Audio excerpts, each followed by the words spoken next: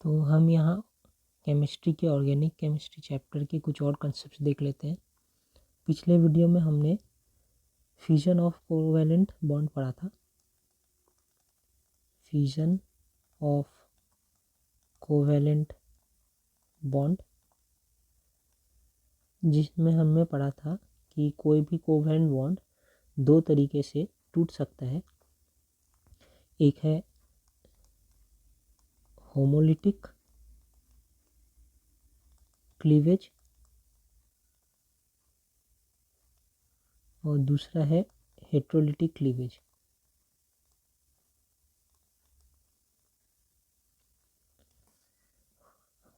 अगर ये हमारा एक बॉन्ड है कार्बन और एक्स के बीच में, और ये अगर ऐसे हो रहा है, इनके बीच के जो दो इलेक्ट्रॉन्स हैं बॉन्ड में, एक इलेक्ट्रॉन जा रहा है एक्स के पास और एक इलेक्ट्रॉन जा रहा है सी के पास, तो ये हुआ होमोलिटिक क्लीवेज।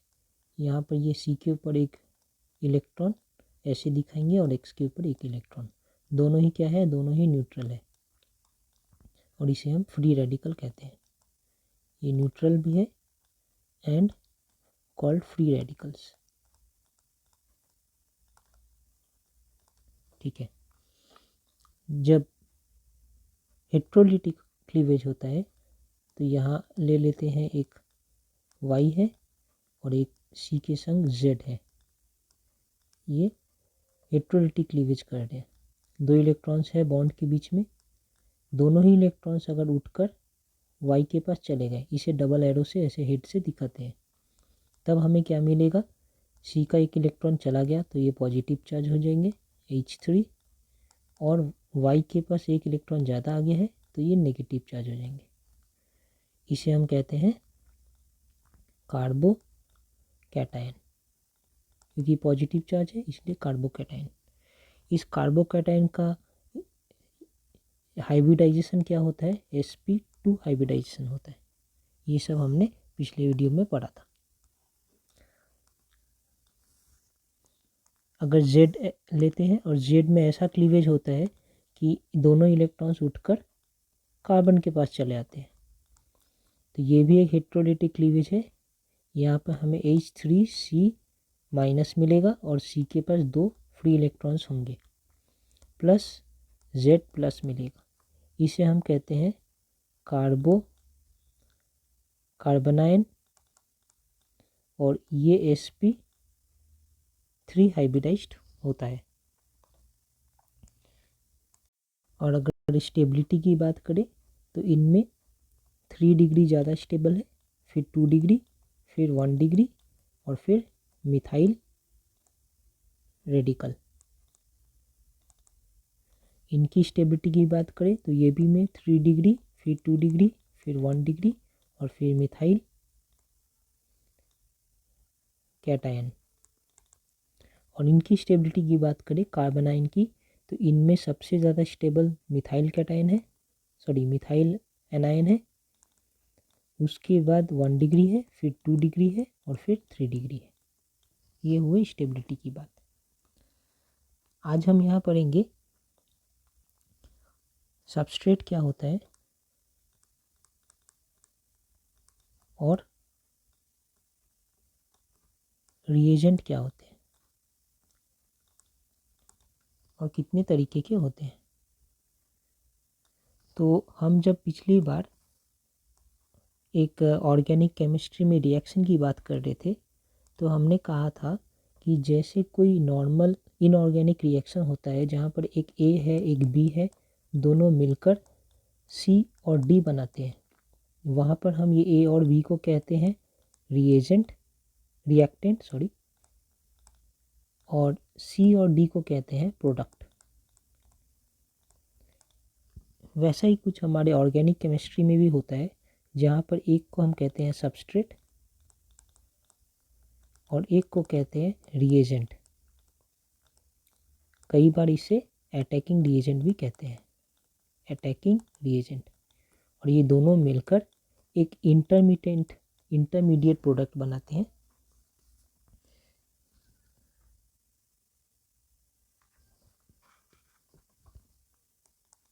इंटरमीडिएट प्रोडक्ट बनाते, इंटरमीडिएट बनाते हैं, प्रोडक्ट कहना ठीक नहीं है, इंटरमीडिएट बनाते हैं। ये बीच का है।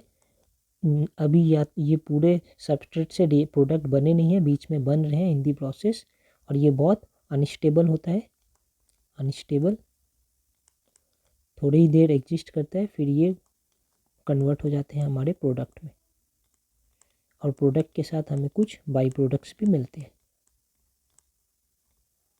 तो यही हमारे ऑर्गेनिक केमिस्ट्री के कंसेप्ट में। अब सबस्ट्रेट किसे कहते हैं?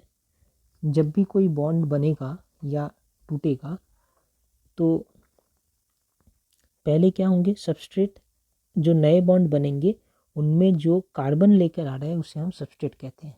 फॉर एग्जांपल यहाँ दिखाते हैं, हमारे पास एक कंपाउंड है C+C और H2। इनके साथ अगर मैं ब्रोमीन को रिएक्ट कराऊँ तो होगा क्या, ये डबल बॉन्ड टूट जाएंगे, C single bond C H2 और H2, और इस लेग में ब्रोमीन, एक ब्रोमीन यहाँ एक ब्रोमीन यहाँ कनेक्ट हो रहे हैं। अब आप देखिए कौन सा बॉन्ड टूटा, ये वाला बॉन्ड टूट गया, अच्छी बात है। नया बॉन्ड कौन सा जुड़ा है, ये वाला नया बॉन्ड जुड़ा है। तो इस नए बॉन्ड में कार्बन किसने लेकर आया, इस नए बॉन्ड में कार्बन किन्होंने लेकर आया, इन्होंने। तो ये हो गया हमारा सबस्ट्रेट। और जिन्होंने कार्बन नहीं लाया इन्होंने जाकर अटैक किया है इस डबल बॉन्ड पे, और यहाँ पर बॉन्ड तोड़कर इन्होंने ब्रोमीन ऐसा बॉन्ड बना लिया। तो ये हो गए हमारे रिएजेंट। कभी ऐसा भी हो सकता है कि जब नए बॉन्ड बन रहे हैं वहाँ पर बॉन्ड ही कार्बन और कार्बन के बीच में बन रहे हैं, मतलब इनके पास भी कार्बन था और इनके पास भी कार्बन था। उस वक्त हम किसी भी सबस्ट्रेट और किसी भी रिएजेंट कह सकते हैं, वहाँ ये इतना वाइटल नहीं है। फॉर एग्जाम्पल हमारे पास एक बेंजीन रिंग है और उनके साथ CH3Cl है। अब ये जब प्रोडक्ट बनाएंगे तो हमारा बेंजीन रिंग में ये CH3Cl ऐसे, इनमें हेट्रोलिटिक क्लीवेज होता है, ये पॉजिटिव हो जाते हैं, ये नेगेटिव हो जाता है। ये CH3+ एंड ये Cl-, हेट्रोलिटिक क्लीवेज। यहाँ पर जो हाइड्रोजन कनेक्टेड था, हर जगह रहता है, हम दिखाते नहीं हैं, ये पता है। तो ये यहाँ पे हर जगह हाइड्रोजन था। ये हाइड्रोजन अपने इलेक्ट्रॉन को यहीं छोड़कर चले गए। कहने के मतलब है कि यहाँ पे एक कार्बन है और इस हाइड्रोजन के संग एक इलेक्ट्रॉन यहाँ और एक कार्बन का एक इलेक्ट्रॉन यहाँ, दोनों मिलाकर ये बॉन्ड बन रहा था। हाइड्रोजन ने अपना इलेक्ट्रॉन भी यहीं छोड़कर चला गए। तो हाइड्रोजन कैसे गया, H+ बनकर, और यहाँ पर कार्बन के तो एक इलेक्ट्रॉन थे ही, साथ में हाइड्रोजन के भी एक इलेक्ट्रॉन है, ऐसे 2 इलेक्ट्रॉन रह गए। ये कार्बन जो पर्टिकुलरली यहाँ पर एग्जिस्ट कर रहा है, ये कार्बन अब नेगेटिव है, ओके।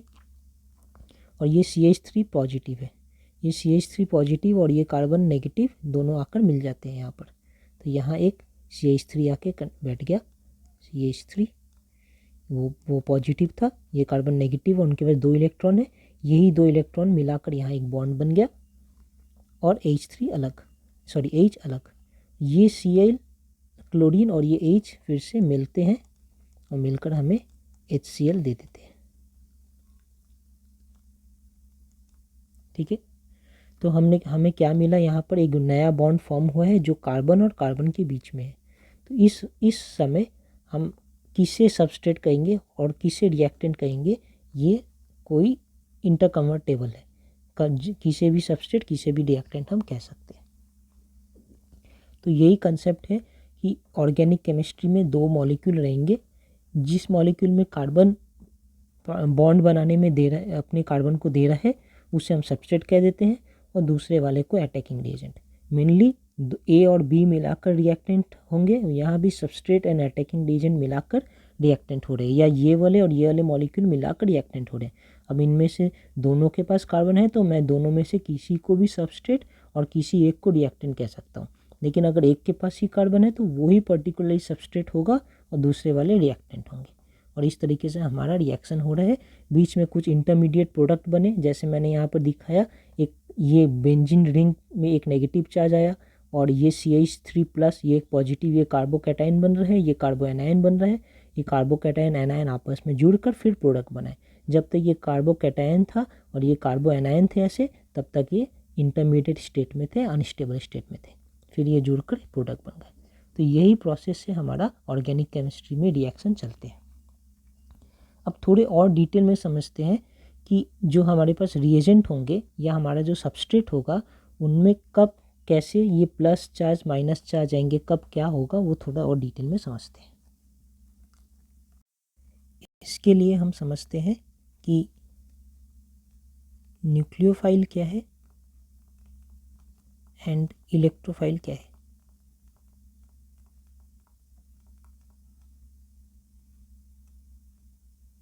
देखिए, ये बात तो समझ आ रहा है कि एक सबस्ट्रेट है और एक अटैकिंग रिएजेंट है, दोनों कंबाइन करेंगे तभी इंटरमीडिएट और उसके बाद प्रोडक्ट मिलेगा। तो अटैकिंग रिएजेंट कहाँ से किस जगह पे जाके सबस्ट्रेट में कंबाइन करेंगे? अगर मैं यहाँ पर देखूँ तो ये कार्बन और कार्बन के बीच में बॉन्ड था, बाकी हाइड्रोजन भी थे यहाँ पर। तो Br जाकर तो हाइड्रोजन पे अटैक नहीं किया, Br जाकर इस हाइड्रोजन पे अटैक नहीं किया, वो सिर्फ इस कार्बन को ही क्यों अटैक किया? तो Br के पास कुछ ऐसी कैपेसिटी है और कार्बन के पास कुछ ऐसी कैपेसिटी है, ऐसे प्रॉपर्टीज है जो मैचिंग है या अपोजिंग है, इसलिए वो जाकर यहाँ यहीं कॉम्बाइन कर रहे हैं। कहने का ये मतलब है कि अटैकिंग रिएजेंट हर वक्त हमारे reactive site of the substrate पे ही जाकर अटैक करेंगे। मतलब इस सबस्ट्रेट का भी कोई साइट है, कुछ लोकेशन है जो बहुत ज़्यादा रिएक्टिव होंगे, वहीं पर जाकर ये अटैकिंग रिएजेंट अटैक करेंगे। तो अटैकिंग रिएजेंट की प्रॉपर्टी हमें पता करना होगा और सबस्ट्रेट में कौन से रीजन में रिएक्टिव साइट ज़्यादा है वो पता करना पड़ेगा, वहीं जाकर ये अटैक करते हैं। तो देखते हैं। तो देखिए, reagents attack the reactive site of the substrate. अगर मैं इसे रिएजेंट पकड़ूं तो ये इस रिएजेंट ने इस सबस्ट्रेट के रिएक्टिव पार्ट पे जाकर अटैक किया। कैसे? जब ये रिएजेंट है, इनमें दो पार्ट है, एक CH3 एक Cl, हम CH3 को लेते हैं तो ये कैसा पार्ट है? ये पॉजिटिव पार्ट है, ये कार्बोकैटायन है, प्लस है। तो ये इस रिएक्टिव साइट में जाकर सबस्ट्रेट के उसी जगह अटैक करेंगे जहाँ पर उसे माइनस मिलेगा। कहाँ माइनस मिला? जब ये हाइड्रोजन ने अपने इलेक्ट्रॉन को भी छोड़कर चले गए थे, तब इनके पास दो इलेक्ट्रॉन्स थे, एक खुद का और एक हाइड्रोजन का, इसलिए ये कार्बन जो यहाँ पर प्रेजेंट है वो नेगेटिव चार्ज थे। इस नेगेटिव चार्ज कार्बन ही हो गया हमारा एक reactive site of the substrate, और ये हमारा हो गया रिएजेंट। तो इस रिएजेंट ने इस reactive part of the substrate में जाकर अटैक किया। कैसा? ये एक प्लस चार्ज वाला कार्बोकैटायन थे और जाकर माइनस चार्ज वाले कार्बो एनायन को इन्होंने अटैक किया, फिर जाकर यहाँ पर बॉन्ड बनाए। तो यही बात रखा है कि nucleo reactive reagent attacks the reactive site of the substrate. अगर रिएजेंट न्यूक्लियोफाइल है तो वो इलेक्ट्रोफाइल में अटैक करेंगे, और अगर रिएजेंट इलेक्ट्रोफाइल है तो न्यूक्लियोफाइल में अटैक करेंगे। अब बात आती है कि हमें ये न्यूक्लियोफाइल और इलेक्ट्रोफाइल क्या होता है। तो सिंपल सी बात है, जहाँ न्यूक्लियोफाइल लिखा है तो ये दो वर्ड से मिलकर बना है न्यूक्लियोफाइल। तो न्यूक्लियो मतलब हो गया न्यूक्लियस सीकिंग, जिन्हें न्यूक्लियस चाहिए, जो न्यूक्लियस को ढूंढ रहे हैं, तो ये हो गया न्यूक्लियस सीकिंग। और इलेक्ट्रोफाइल, इलेक्ट्रो प्लस फाइल, जिन्हें इलेक्ट्रॉन चाहिए, जो इलेक्ट्रॉन को ढूंढ रहे हैं, तो इलेक्ट्रॉन सीकिंग। अब आप खुद बोलिए कि ये क्या है हमारा? ये CH3, ये खुद प्लस चार्ज है, ये किसे ढूंढ रहे हैं? ये ढूंढ रहा है इलेक्ट्रॉन को, तो ये हो गया इलेक्ट्रॉन सीकिंग। और ये हमारा C+ यहाँ पर था, ये खुद नेगेटिव चार्ज है, लेकिन ये किसे ढूंढ रहा है? ये प्लस को ढूंढ रहा है, मतलब न्यूक्लियस को ढूंढ रहा है, मतलब ये हमारा हो गया ये न्यूक्लियोफाइल। तो इससे हम ऐसे भी कह सकते हैं कि न्यूक्लियोफाइल को हम डिनोट करते हैं ऐसे NU डबल डॉट और एक माइनस साइन के साथ, और इलेक्ट्रोफाइल को डिनोट करते हैं E+ के साथ। मतलब कहने का है कि प्लस चार्ज वाले इलेक्ट्रोफाइल होंगे और माइनस चार्ज वाले with loan pair of electrons nucleophile होंगे। इनके बारे में और डिटेल समझते हैं अच्छे से कि कौन कौन से चीज़ों को हम इलेक्ट्रोफाइल और कौन कौन चीज़ों को हम न्यूक्लियोफाइल कह सकते हैं। ओके, यहाँ अब इस लिटरेचर से हम न्यूक्लियोफाइल को समझने की कोशिश करते हैं। हमने पहले ही लिखा न्यूक्लियोफाइल मतलब क्या है, वो न्यूक्लियस सीकिंग है, तो अट्रैक्टेड टुवर्ड्स न्यूक्लियस। तो ऐसे स्पीशीज जो न्यूक्लियस की तरफ अट्रैक्टेड होते हैं उसे न्यूक्लियोफाइल कहते हैं और वो न्यूक्लियस सीकिंग होते हैं। ठीक है, न्यूक्लियस मतलब क्या, पॉजिटिव चार्ज। सीधी सी बात है, कोई भी ऐसी स्पीशीज जो पॉजिटिव चार्ज की तरफ अट्रैक्ट होना चाहे, ऑब्वियसली उनमें खुद में इलेक्ट्रॉन ज़्यादा होना चाहिए, वो नेगेटिवली चार्ज होने चाहिए, या तो उनमें इलेक्ट्रॉन की डेफिशिएंसी ना हो, रिच इलेक्ट्रॉन हो, मीन्स इलेक्ट्रॉन रिच स्पीशीज हो।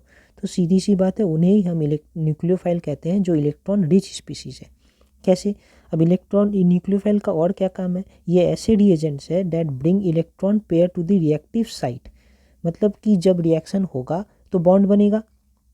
जैसे यहाँ भी हमने ऊपर देखा था कि जब ये जब रिएक्शन होकर ये नया बॉन्ड बन रहा था इस सी और इस CH3 के बीच में, तब बॉन्ड बनने के लिए हमें तो इलेक्ट्रॉन्स चाहिए। इस इलेक्ट्रॉन्स किसने दिया इस बॉन्ड बनने के इलेक्ट्रॉन्स? क्या सी ऊपर वाले CH3 और नीचे वाले C दोनों ने इलेक्ट्रॉन दिया? आंसर है नहीं, इलेक्ट्रॉन दिया सिर्फ इसने, ये वाले C ने, क्योंकि ये इनके पास 2 इलेक्ट्रॉन थे, हाइड्रोजन ने अपना इलेक्ट्रॉन छोड़कर चले गए, तो इनके पास 2 इलेक्ट्रॉन थे, वो दोनों इलेक्ट्रॉन इन्होंने रखा अपने पास और माइनस चार्ज लेकर बैठे थे।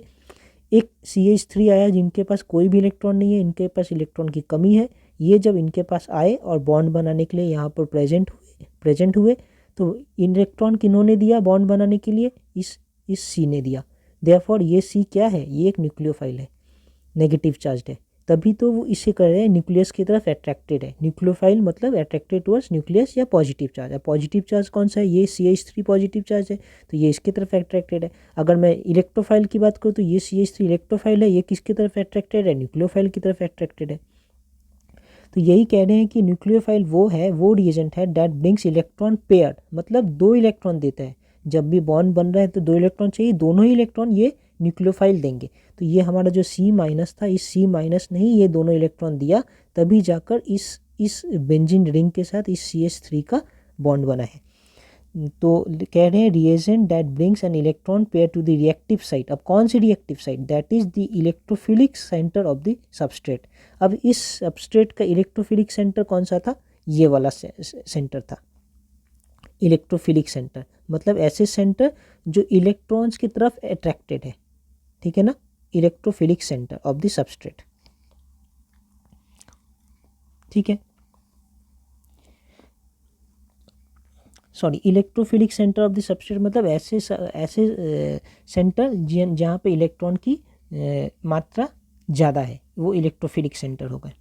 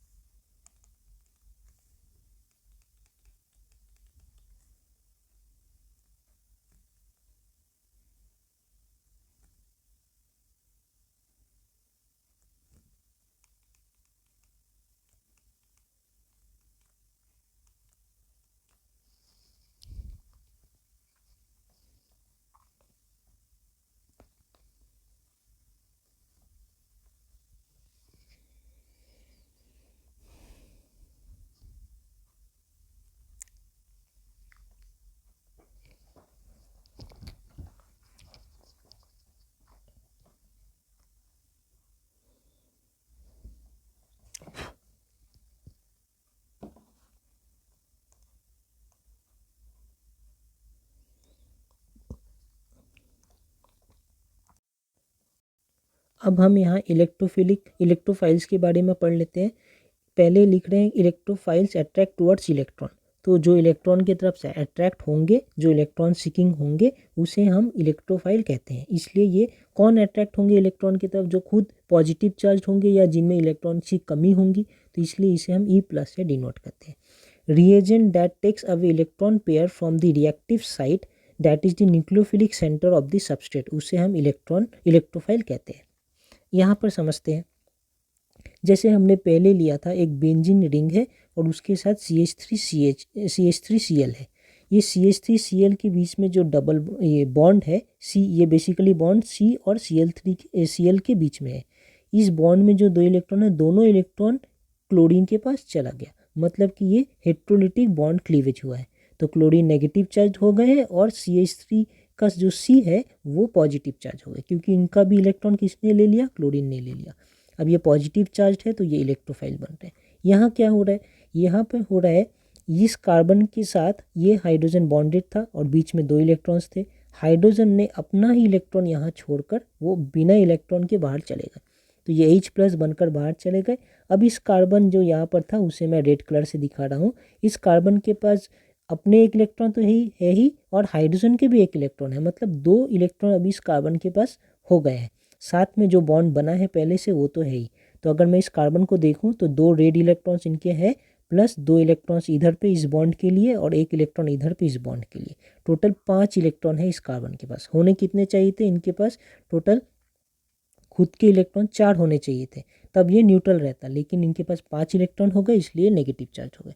अब नेगेटिव चार्ज है इसलिए न्यूट्रोफाइल भी है, मतलब इनके पास अब ये न्यूक्लियस की तरफ अट्रैक्ट होंगे, मतलब ये इलेक्ट्रॉन रिच हो गए। खुद नेगेटिव होंगे तभी तो इलेक्ट्रॉन के न्यूक्लियस की तरफ अट्रैक्ट होंगे, तो ये न्यूट्रोफाइल बन गए। अब यहाँ एक न्यूट्रोफाइल है, यहाँ एक इलेक्ट्रोफाइल है। अब ये दोनों को क्या करना है, कॉम्बाइन करना है। तो ये कॉम्बाइन हो रहा है। क्या लिख रहे हैं कि reagent that takes away electron pair from the reactive site that is the electrophilic centre of the substrate. देखिए, जब यहाँ पर बॉन्ड बनेगा तो क्या होगा, हमारा ये रेड वाला C और ये रेड वाले C दोनों के बीच में बॉन्ड बनेगा। बॉन्ड बनेगा तो दो इलेक्ट्रॉन्स इन्वॉल्व होंगे। वो दोनों इलेक्ट्रॉन्स कहाँ से आ रहे हैं, कौन दे रहा है, ये दोनों इलेक्ट्रॉन। तो हमारा न्यूट्रोफाइल दे रहा है ये दोनों इलेक्ट्रॉन। दोनों के अपने अपने एक एक इलेक्ट्रॉन नहीं है, न्यूट्रोफाइल ही दोनों इलेक्ट्रॉन रख रहा है सामने बॉन्ड बनाने के लिए। और इलेक्ट्रोफाइल क्या कर रहा है, ये इलेक्ट्रॉन ले रहा है। इसलिए लिखा है कि इलेक्ट्रोफाइल्स कौन है, that reagent that takes away electron pair from the reactive site nucleophilic centre of the substrate. तो ये हमारा सबस्ट्रेट है, ये हमारे सबस्ट्रेट का न्यूक्लियोफिलिक सेंटर है। इस न्यूक्लियोफिलिक सेंटर में जो दो इलेक्ट्रॉन है या इलेक्ट्रॉन पेयर है, ये दोनों इलेक्ट्रॉन पेयर को हमारा इलेक्ट्रोफाइल ले लेता है, तो इसलिए इसे हम इलेक्ट्रोफाइल कहते हैं। ऐसा दिखा। अब during polar organic reaction, polar मतलब समझ रहे हैं, जहाँ पॉजिटिव नेगेटिव इन्वॉल्व होता है उसे पोलर कहते हैं। Organic reaction electrophile attacks at nucleophilic centre. तो ये हमारा इलेक्ट्रोफाइल है, ये कहाँ अटैक कर रहा है, nucleophilic centre of the substrate. ये सबस्ट्रेट के न्यूक्लियोफिलिक सेंटर पे अटैक करता है। That specific part of the substrate which is electron rich. दिख ही रहा है ये सबस्ट्रेट का ये पार्ट इलेक्ट्रॉन रिच है, यहाँ ज़्यादा इलेक्ट्रॉन है, यहाँ पर ही हमारा इलेक्ट्रोफाइल अट्रैक्ट करता है। समझ आया। Electrophile receives electron pair from the substrate under going bonding. तो ये हमारा इलेक्ट्रोफाइल है ना, ये इलेक्ट्रोफाइल क्या करता है, receive electron pair from the substrate. अब इलेक्ट्रॉन पेयर सबस्ट्रेट के पास है, ये सबस्ट्रेट के पास ये दो इलेक्ट्रॉन पेयर है, यही ये इलेक्ट्रोफाइल रिसीव करेगा। तो यहाँ पर देखिए जब बॉन्ड बन रहा है ड्यूरिंग अंडर गोइंग बॉन्ड, ये दोनों ही इलेक्ट्रॉन्स इस न्यूट्रोफाइल के हैं।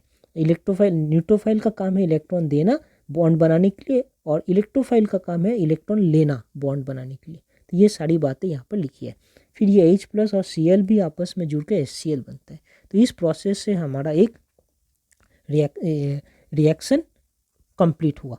साथ में और क्या क्या देख रहे हैं, अगर हम एग्जांपल्स देखें इलेक्ट्रोफाइल्स के, तो जैसे न्यूट्रोफाइल में हमने देखा था कि ऐसा ज़रूरी नहीं कि कोई नेगेटिव चार्ज होगा तभी वो न्यूट्रोफाइल हो। अगर किसी के पास इलेक्ट्रॉन्स रिच है तो भी वो इलेक्ट्रोफाइल के जैसे काम कर सकता है। मेन बात है न्यूट्रोफाइल के जैसे काम कर सकता है। न्यूट्रोफाइल में मेन बात है कि उन्हें इलेक्ट्रॉन के न्यूक्लियस की तरफ अट्रैक्ट होना है। सीधी सी बात, पॉजिटिव की तरफ अट्रैक्ट होना है। तो पॉजिटिव की तरफ कौन अट्रैक्ट होगा, जिनके पास ज़्यादा इलेक्ट्रॉन्स हो या जिनके पास जो इलेक्ट्रॉन रिच हो। अगर नेगेटिव चार्ज हो तो वो अट्रैक्ट होगा, या जिनके पास जो इलेक्ट्रॉन रिच हो तो वो अट्रैक्ट होंगे। तो हमने देखा कि यहाँ पर पहले वाले में कि सिर्फ नेगेटिव चार्ज वाले नहीं, जो इलेक्ट्रॉन रिच है, जिनके पास लोन पेयर है, वो भी न्यूक्लियोफाइल की तरह काम कर सकते हैं। सेम उसी प्रिंसिपल पे हमारा इलेक्ट्रोफाइल भी, जो पॉजिटिव चार्ज हो वही सिर्फ इलेक्ट्रोफाइल हो ऐसा ज़रूरी नहीं है। जिनके पास इलेक्ट्रॉन्स की कमी है वो भी इलेक्ट्रोफाइल हो सकते हैं, वो भी इलेक्ट्रॉन्स की तरफ अट्रैक्ट हो सकते हैं। तो अब यहाँ देखते हैं positive charge ion with 6 state electrons. 6 state electrons मतलब होता है जिनके पास 6 इलेक्ट्रॉन्स होते हैं, ठीक है, उसे 6 स्टेट इलेक्ट्रॉन्स कहते हैं। तो हमारे कार्बन के लिए देखिए आप पहले ये CH3 प्लस साइन के साथ ये हमारा एक न्यूक्लियोफाइल है, यहीं पे हमने देखा था ये हमारा एक इलेक्ट्रोफाइल है, यहीं पर हमने देखा था ये इलेक्ट्रोफाइल है। कैसे है वो समझते हैं। C प्लस, कार्बन के पास खुद के कितने होने चाहिए थे इलेक्ट्रॉन्स, 4 है, कितने 3, एक कम है इसलिए प्लस साइन। अब वो 3 जो इलेक्ट्रॉन्स है वो तीनों ही हाइड्रोजन के संग बॉन्ड बनाए हैं। अगर मैं वैलेंस शेल की बात करूँ कार्बन की, तो कार्बन के वैलेंस शेल में कितने इलेक्ट्रॉन्स है, ये देखिए 1 2 3 4 5 6 इलेक्ट्रॉन्स है वैलेंस शेल में, ठीक है। ओन इलेक्ट्रॉन्स कितने हैं, खुद के इलेक्ट्रॉन्स इनमें कितने हैं, जितने रेड वाले हैं, मतलब 3 इलेक्ट्रॉन्स है खुद के, इसलिए ये पॉजिटिव चार्ज है, ठीक है। अगर इनकी बात करें तो इनके ओन इलेक्ट्रॉन्स कितने हैं, यहाँ पर अगर मुझे दिख रहा है 1 2 3 4 5 6 इलेक्ट्रॉन्स ओन है। लेकिन ये क्लोरीन है, क्लोरीन के वैलेंस शेल में कितने इलेक्ट्रॉन्स होते हैं, यहीं पर हमने बनाया था, ये देखिए फ्लोरीन, क्लोरीन, ब्रोमीन, आयोडीन, इनके सारे के वैलेंस शेल में 7 इलेक्ट्रॉन्स होते हैं, लेकिन इनके वैलेंस शेल में 6 इलेक्ट्रॉन्स है, तो ये इसलिए पॉजिटिव चार्ज है, ठीक है। ये तो समझ आया, क्योंकि चार्ज कहाँ से आया इन पे ये समझ आया।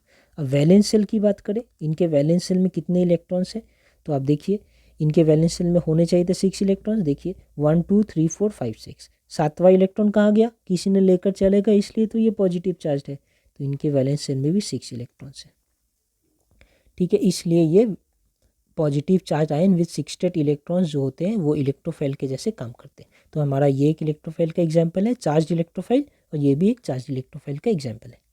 अब न्यूट्रल इलेक्ट्रोफाइल की बात करें तो न्यूट्रल मॉलिक्यूल भी इलेक्ट्रोफाइल के जैसे काम कर सकते हैं, सिर्फ कंडीशन ये है कि इनके पास इलेक्ट्रॉन डेफिशिएंसी होनी चाहिए, इलेक्ट्रॉन की कमी होनी चाहिए। जैसे पहले थे ना कि न्यूट्रल मॉलिक्यूल भी न्यूट्रोफाइल के जैसे काम कर सकते हैं, शर्त था कि इनके पास इलेक्ट्रॉन रिचनेस होनी चाहिए या लोन पेयर ऑफ इलेक्ट्रॉन्स होने चाहिए, तो इनके पास इलेक्ट्रॉन्स की कमी होनी चाहिए। कैसे कमी है देखते हैं। BF3 ब्रोमीन जो है वो हमारा इस ग्रुप में आता है, यहाँ पर इनके वैलेंस शेल में होते ही है 3 इलेक्ट्रॉन, ठीक है। तो अगर 3 इलेक्ट्रॉन होते हैं तो हमने रेड कलर से 3 इलेक्ट्रॉन दिखा दिया, ओके। अब फ्लोरीन हमारा इस सेल में आता है, देखा है हमने, फ्लोरीन 17th में इनके पास 7 इलेक्ट्रॉन होते हैं, तो हर फ्लोरीन का पर्पल कलर से मैंने 7 इलेक्ट्रॉन दिखाया। अब बॉन्ड बन रहा है, देखिए यहाँ पर ये दोनों बॉन्ड बनेंगे, यहाँ पर ये दोनों, और यहाँ पर ये दोनों। अब अगर मैं एक एक फ्लोरीन की बात करूँ बॉन्ड इलेक्ट्रॉन्स को लेते हुए, तो इस फ्लोरीन के पास 8 इलेक्ट्रॉन्स हैं वैलेंस शेल में। इस फ्लोरीन के पास भी देखूँ तो 1 2 3 4 5 6 7 8 इलेक्ट्रॉन्स है। इस फ्लोरीन को भी देखूँ तो 1 2 3 4 5 6 7 और ये रेड वाला 8 इलेक्ट्रॉन्स है।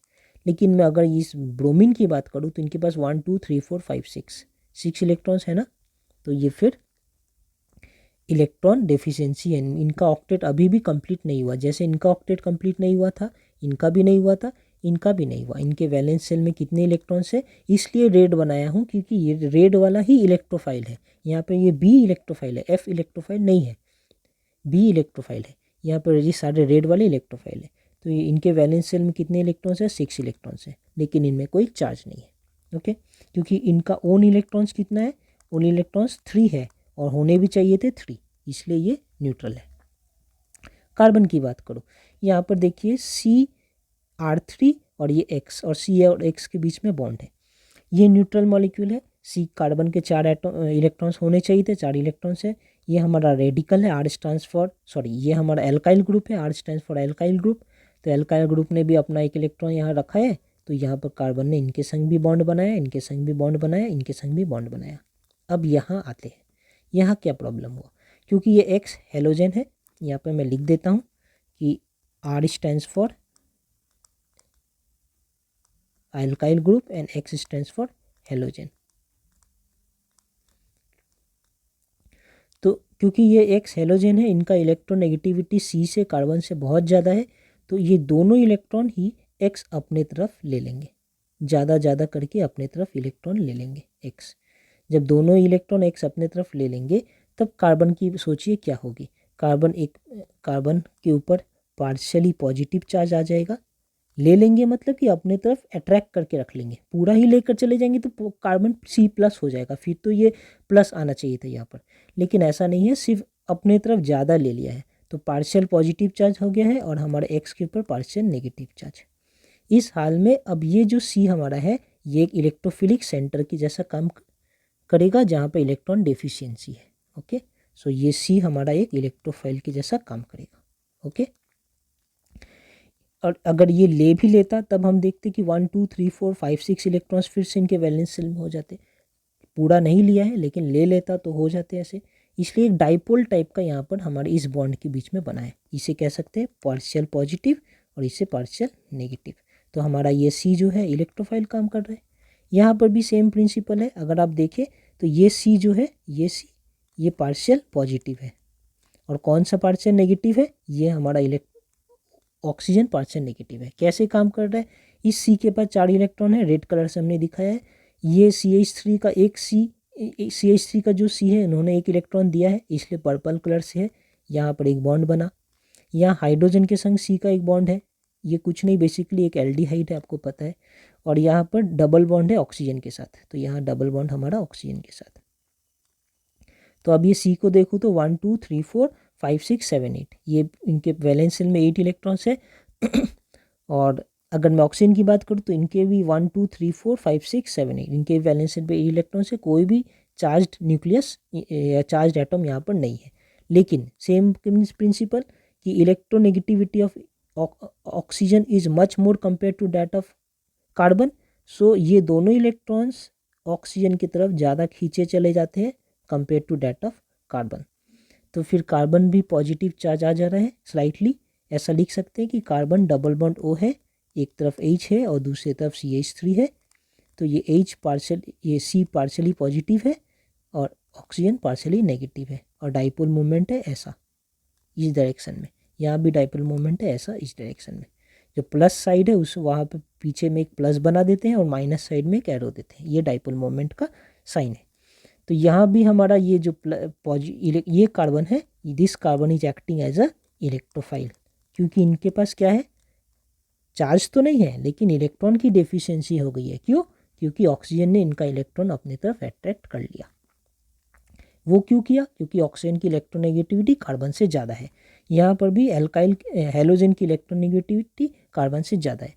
सेम यहाँ पर भी देखिए नाइट्रोजन की इलेक्ट्रोनेगेटिविटी कार्बन से ज़्यादा है। कैसे?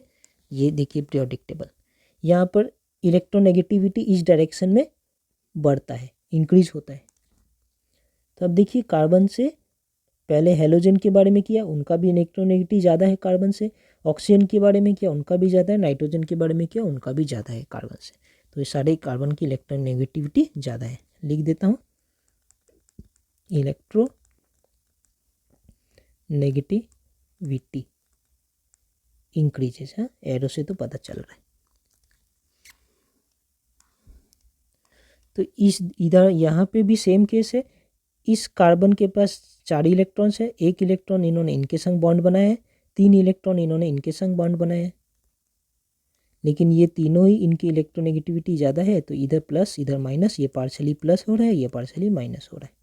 तो हम अगर ये वाले C को देखें तो ये वाले C पार्शली प्लस है, ये C पार्शली माइनस है, सॉरी N पार्शली माइनस है। तो हमारा ये जो C है, ये वाला C, this C acts as a electrophile. तो हमने ये सब बातें समझी। अब हमने इलेक्ट्रोफाइल न्यूक्लियोफाइल क्या है और वो कैसे बनता है, कैसे काम करता है, ये सब हमने सीखा। अब आगे देखते हैं। अब यहाँ पर कुछ एग्जाम्पल्स के साथ हम अपने कंसेप्ट को और भी क्रिस्टल क्लियर करते हैं। यहाँ कह रहे हैं कि इस बॉन्ड पे जब हेट्रोलिटिक क्लीवेज होगा तो मूवमेंट ऑफ इलेक्ट्रॉन्स कैसे होंगे वो हमें एरो से दिखाना है, कर्व्ड एरो से। हम जानते हैं जब दोनों इलेक्ट्रॉन मूव करते हैं तो हमारे कर्व्ड एरो का हेड ऐसा होता है, और जब एक इलेक्ट्रॉन मूव करते हैं तब हमारे कर्व्ड एरो का हेड ऐसा होता है। ये हमारे हेट्रोलिटिक क्लीवेज के लिए है ऊपर वाले, और नीचे वाले सिंगल हेड वाले जो है वो होमोलिटिक क्लीवेज के लिए दिखाते हैं कि एक इलेक्ट्रॉन मूव कर रहा है, और ये दिखाते हैं कि बोथ इलेक्ट्रॉन मूव कर रहे हैं। तो हमारा फर्स्ट एग्जाम्पल जो है, अगर इनको देखूँ ए को, तो इनमें CH3, हमें इस बॉन्ड के बारे में ही सोचना है। तो ये बॉन्ड है CH3। अगर तो बॉन्ड किनके किनके बीच में, अगर मैं इसे अच्छे से लिखूं तो ये बॉन्ड एक्चुअली ऐसे है, कार्बन के बीच में और सल्फर के बीच में है, ये C और ये H3 इधर लिख देता हूँ। तो अब ये कार्बन और सल्फर में ज़्यादा इलेक्ट्रोनेगेटिव कौन है, कार्बन, सल्फर है। तो दोनों ही इलेक्ट्रॉन जो यहाँ पर है वो सल्फर की तरफ चले जाएंगे, ठीक है। और अगर ऐसा हुआ हेट्रोलिटिक क्लीवेज में तो हमें क्या मिलेगा, इनका एक इलेक्ट्रॉन चला गया तो ये पॉजिटिव चार्ज हो जाएंगे। अब इनके पास सिर्फ 3 इलेक्ट्रॉन्स है खुद के, और वो हाइड्रोजन के संग बाकी 3 इलेक्ट्रॉन्स के संग बॉन्ड करके अब इनके पास टोटल 6 इलेक्ट्रॉन है। तो ये फिर 6 स्टेट बन गए ना, और पॉजिटिव भी है, मतलब ये बन गए एक इलेक्ट्रोफाइल। और साथ में क्या मिलेगा, ये सल्फर, सल्फर के पास जो खुद के इलेक्ट्रॉन्स थे वो तो थे, साथ में एक कार्बन के भी इलेक्ट्रॉन ले लिए, तो ये नेगेटिव चार्ज है और CH3 है। ये हमारा बॉन्ड क्लीवेज। इनको अगर देखूं तो यहाँ पर भी सेम C के साथ और एक C का बॉन्ड क्लीवेज है, बॉन्ड है, और जो C फिर से N के साथ जुड़ा है, इसे मैं ऐसे करके दिखाऊंगा। और ये C जुड़ा है C के साथ जो H3 के साथ जुड़ा है। ये है एक्चुअली यहाँ पर जो दिखा है। हमें अभी इस बॉन्ड पे इंटरेस्ट दिखाना है अपना, क्योंकि इसी बॉन्ड पे इन्होंने एरो बॉन्ड बनाया है। यहाँ इस बॉन्ड का अगर क्लीवेज हुआ तो इलेक्ट्रॉन कैसे जाएंगे, देखने में तो लग सकता है कि दोनों साइड कार्बन है, इन दोनों का इलेक्ट्रोनेगेटिविटी सेम है, तो ये होमोलिटिक क्लीवेज होगा, आधा इधर और आधा इधर। लेकिन ऐसा नहीं है। क्यों नहीं है, क्योंकि इस कार्बन के साथ एक strongly negative electronegative nitrogen connected है, जो इस कार्बन के इलेक्ट्रॉन्स को अपने तरफ खींचेंगे। तो इधर एक पॉजिटिव चार्ज, इधर एक नेगेटिव चार्ज, ठीक है। तो ये जब इनके इलेक्ट्रॉन्स इधर खींचेंगे तो ये पॉजिटिव चार्ज हो जा रहा है, ये कार्बन जब पॉजिटिव चार्ज हो जा रहा है तो ये बॉन्ड के भी इलेक्ट्रॉन्स, ये पॉजिटिव चार्ज कार्बन, मैं इधर लिख देता हूँ, ये पॉजिटिव ये नेगेटिव। अब इस बॉन्ड के जो 2 इलेक्ट्रॉन्स है ये भी ये पॉजिटिव चार्ज कार्बन अपने तरफ खींचेंगे, क्योंकि ये अपने तरफ खींचेंगे, ये दोनों इलेक्ट्रॉन्स ही जब हेट्रोलिटिक क्लीवेज होगा इस बॉन्ड का तो दोनों इलेक्ट्रॉन्स ही इस कार्बन के पास जाएंगे। तो हम इसे दिखा सकते हैं ऐसे थोड़ा।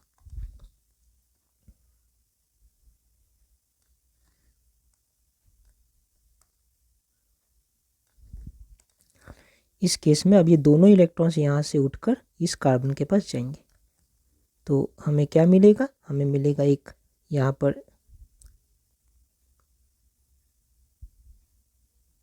सॉरी मैंने यहाँ पर ज़्यादा ही कार्बन बना दिया है, इतना ही है, H3 ये है ना, CH3 और C के संग फिर बॉन्ड है, तो ये C और ये C के बीच में बॉन्ड है, ये वाले C और ये वाले C के बीच में बॉन्ड है, ठीक है।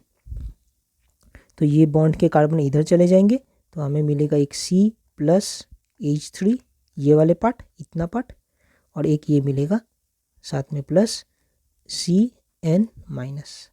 इनके पास तो अब 5 इलेक्ट्रॉन हो गए हैं, देखिए कैसे, 1 2 3, और ये दोनों इलेक्ट्रॉन भी इस कार्बन के पास आ गए, तो इस कार्बन के पास टोटल 5 इलेक्ट्रॉन हो गए, इसलिए नेगेटिव।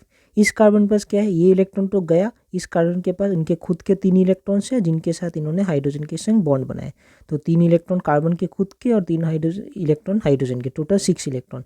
तो इनके पास फिर से 6 इलेक्ट्रॉन्स है इस कार्बन के पास, और ये 6 स्टेट है, और ये एक इलेक्ट्रोफाइल बन गया है, यहाँ पर भी ये एक इलेक्ट्रोफाइल बन गया है। हमने ये सब समझ लिया। अब देखते हैं ये वाले केस में, कॉपर वाले केस में। तो यहाँ पर हमारे पास क्या है, सेम कार्बन और कॉपर के बीच में एक बॉन्ड है, और ये H3 तो ऐसा है। ये बॉन्ड का जब हेट्रोलिटिक क्लीवेज होगा, कार्बन और कॉपर में से हमें पता है कार्बन ज़्यादा इलेक्ट्रोनेगेटिव है, तो दोनों ही इलेक्ट्रॉन्स कार्बन के पास जाएंगे, फिर से ऐसे डबल हेडेड एरो। तो हमें क्या मिलेगा, एक C, इनके पास खुद के 3 इलेक्ट्रॉन्स थे इधर हाइड्रोजन के साथ, एक ये वाला 4 और एक और ये भी ले लिया, ये 5, तो इनके पास 5 इलेक्ट्रॉन हो गए, इसलिए नेगेटिव चार्ज। ऐसे 3 इलेक्ट्रॉन तो हाइड्रोजन के साथ है, 2 इलेक्ट्रॉन ऐसे लोन पेयर के हिसाब से भी यहाँ दिखा सकते हैं, नहीं भी दिखा सकते। अगर नहीं भी दिखाएं तो ये इम्प्लाइड है कि इनके पास 5 इलेक्ट्रॉन है, 2 लोन पेयर और 3 इलेक्ट्रॉन ये हाइड्रोजन के संग बॉन्ड किया है। और साथ में प्लस ये कॉपर का 1 इलेक्ट्रॉन चला गया तो कॉपर C+ हो गए ये हमारे। इनके अगर मैं वैलेंस शेल में झांक कर देखूँ तो ये हाइड्रोजन के ऐसे ही डिटेल में ही बना कर देख लेता हूँ। कॉपर कार्बन का इधर 2 है और खुद के फिर 3 थे और हाइड्रोजन के संग भी इन्होंने 1-1 इलेक्ट्रॉन का बॉन्ड बनाया। यही है, ये हाइड्रोजन के संग बॉन्ड 1, ये 2, ये 3 और ये लोन पेयर। अब कार्बन के पास कितने ऑक्टेट में कितने इलेक्ट्रॉन्स है तो हमें दिख रहा है 1 2 3 4 5 6 और ये 2 लोन पेयर 7 8 इलेक्ट्रॉन्स है इनके ऑक्टेट में। तो इनके ऑक्टेट में कितने इलेक्ट्रॉन्स है इनके वैलेंस शेल में कितने इलेक्ट्रॉन्स है 8 इलेक्ट्रॉन्स है। तो जैसे इनके वैलेंस शेल में 6 इलेक्ट्रॉन्स थे तो ये था एक इलेक्ट्रोफाइल, ये था एक इलेक्ट्रोफाइल। इनके वैलेंस शेल में 8 इलेक्ट्रॉन्स है प्लस नेगेटिव चार्ज है plus lone pair of electrons है, ये हो गया हमारा न्यूक्लियोफाइल। तो ये आप समझ लीजिए ये कार्बन हमें जो मिला है ये है एक इलेक्ट्रोफाइल, ये है एक इलेक्ट्रोफाइल, ये भी है एक इलेक्ट्रोफाइल और ये कार्बन हो गया एक न्यूक्लियोफाइल। ठीक है, इतनी बातें हमें समझ आई। अब ये देखते हैं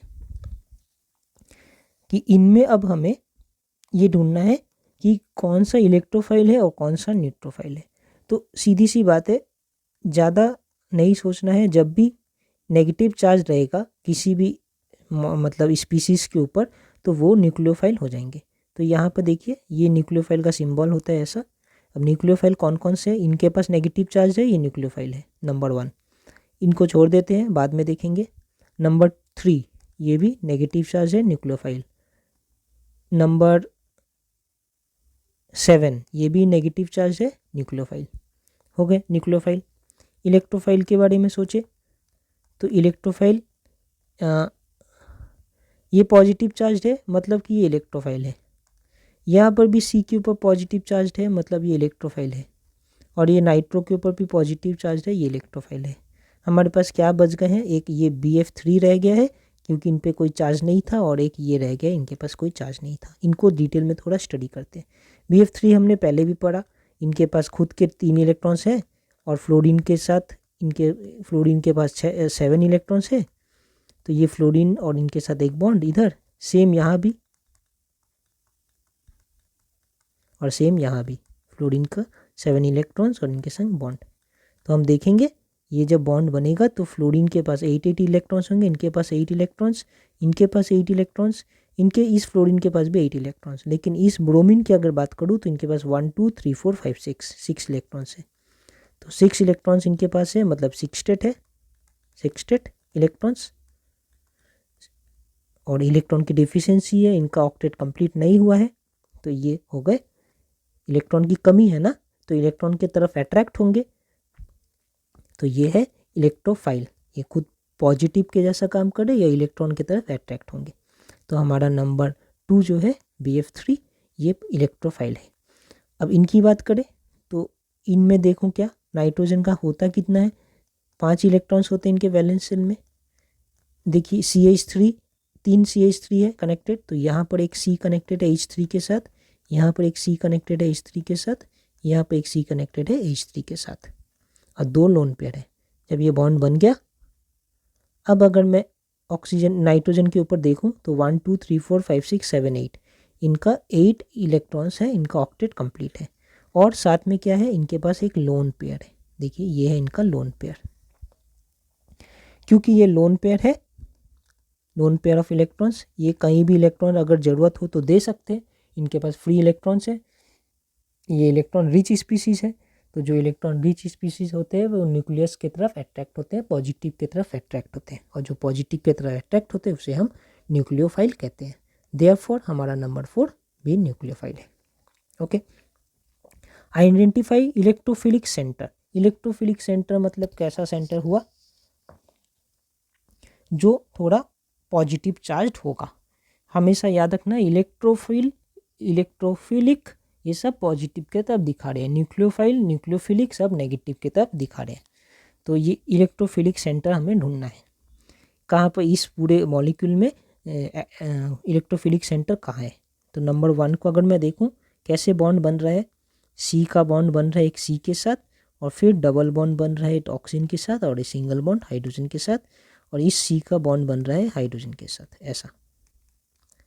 तो अब देखिए इलेक्ट्रोनेगेटिविटी डिफरेंस किनके बीच में ज़्यादा है, ऑक्सीजन और कार्बन के बीच में। तो इनका डाइपोल मोमेंट ऐसा है, ये साइड पॉजिटिव और ये साइड नेगेटिव। तो ये पॉजिटिव चार्ज हो गए, तो ये हमारा इलेक्ट्रोफिलिक सेंटर है। तो ये वाला जो कार्बन है, this is my electrophilic centre. इस पूरे मॉलिक्यूल में ये कार्बन हमारा इलेक्ट्रोफिलिक सेंटर है। ओके, नंबर 2 की बात करूँ तो यहाँ पर भी हमारा 2 सी है, और इस सी के साथ ट्रिपल बॉन्ड में नाइट्रोजन है, और इस सी के साथ हाइड्रोजन है। फिर से मैं अगर देखूं, ये तो सी सेम है, लेकिन इन दोनों के बीच में ये ज़्यादा इलेक्ट्रोनेगेटिव है, तो ये डेल माइनस और ये डेल प्लस, इनके बीच में एक डाइपोल बनता है। ये साइड पॉजिटिव है, ये साइड डाइपोल का नेगेटिव है। ओके, फिर से हमारा ये वाला सी क्या हो गया, ये मैं प्लस लिखा हूँ, माइनस क्यों दिख रहा है। ओके, तो ये डाइपोल क्या हो, ये एटम क्या हो गया, ये वाला एटम हमारा हो गया इलेक्ट्रोफिलिक सेंटर, क्योंकि इनमें पॉजिटिव चार्ज है या इलेक्ट्रॉन्स की कमी हो गई है।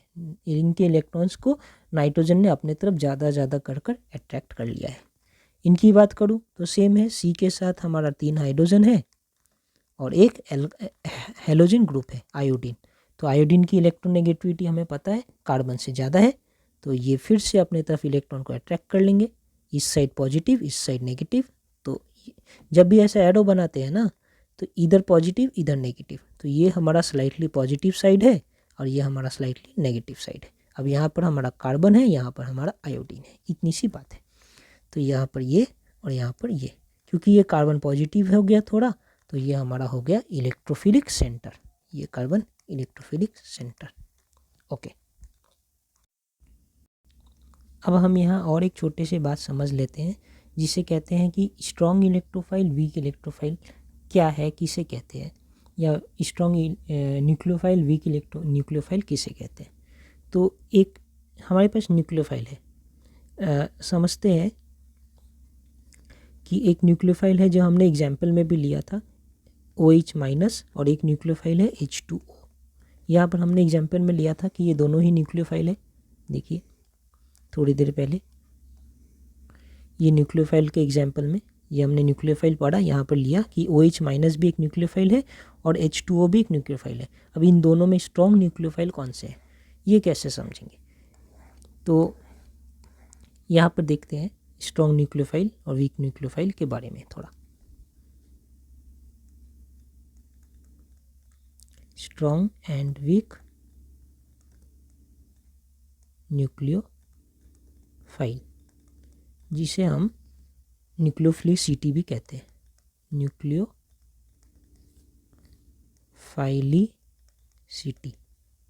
न्यूक्लियोफाइलिसिटी मतलब कौन से कितना स्ट्रॉन्ग या वीक न्यूक्लियोफाइल है। ओके, तो यहाँ पर जो ज़्यादा स्ट्रॉन्ग न्यूक्लियोफाइल होगा वो कैसे समझेंगे कि कौन किसे क्या डेफिनेशन है कि स्ट्रॉन्ग किसे कहेंगे, वीक किसे कहेंगे। न्यूक्लियोफाइल का काम क्या है, न्यूक्लियोफाइल ऐसा है और इनका काम क्या है, ये इनके पास इलेक्ट्रॉन ज़्यादा है, इनको इलेक्ट्रॉन देना है ना। तो whose tendency to lose electron is more, वो स्ट्रॉन्ग इलेक्ट्रोफाइल है।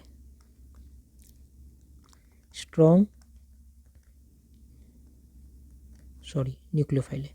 Strong nucleophile has more tendency to lose electron as compared to weak nucleophile। तो वीक न्यूक्लियोफाइल वो हो जिसे इलेक्ट्रॉन देने की टेंडेंसी ज़्यादा नहीं है, स्ट्रॉन्ग न्यूक्लियोफाइल वो है जिसे इलेक्ट्रॉन देने की टेंडेंसी ज़्यादा है। क्योंकि न्यूक्लियोफाइल का काम ही ये है कि वो उसे इलेक्ट्रॉन देना है। तो जो स्ट्रॉन्ग न्यूक्लियोफाइल है वो इलेक्ट्रॉन जल्दी से दे देंगे, आसानी से दे देंगे, और जो वीक है वो नहीं देना चाहेंगे। अब कौन जल्दी से दे देगा? वो जल्दी से दे देगा जिनके पास इलेक्ट्रॉन डेंसिटी ज़्यादा हो, ठीक है। और कौन जल्दी नहीं देगा? जिनके पास इलेक्ट्रॉन डेंसिटी कम हो। तो ये है हाई इलेक्ट्रॉन डेंसिटी और इनके पास लो इलेक्ट्रॉन डेंसिटी।